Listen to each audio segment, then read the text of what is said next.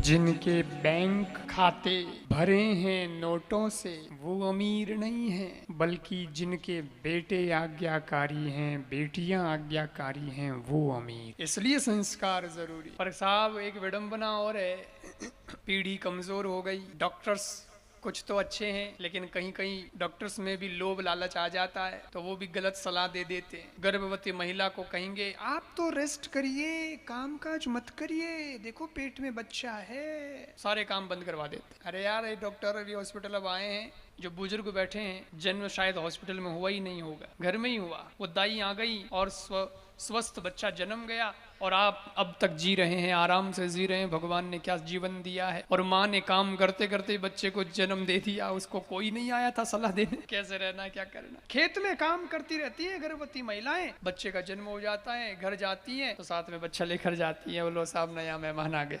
वो भी एक दौर था, कितने मजबूत लोग हुआ करते थे। और अब बिना सीजर के, ऑपरेशन के बच्चा नहीं हो रहा, तो खुद माँ कमजोर हो गई, बच्चा भी कमजोर ही होगा। और फिर कह दिया बेड रेस्ट करिए। अब बेड रेस्ट करती है वो जो माँ बनने वाली है, वो बेड रेस्ट करती है। काम तो करती नहीं कुछ, पर टाइम पास कैसे करे। काम करे तो टाइम पास भी हो जाए, लेकिन काम तो करने का मना बोल रखा है डॉक्टर ने, तो फिर काम तो करती नहीं है।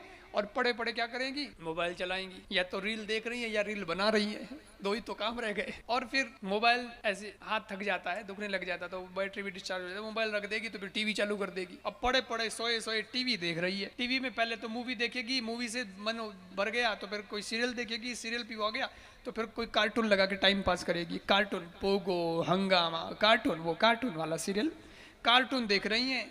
और माफ करना, कार्टून देखते देखते ही बच्चे को जन्म देती है। फिर वो बच्चे नहीं जन्मते, क्या जन्मते, कार्टून ही जन्मते। फिर यही हालत है। एक माता जी मेरे को बोली, महाराज मेरे बेटे 3, ऐसे बोली एकदम जोर से, 3।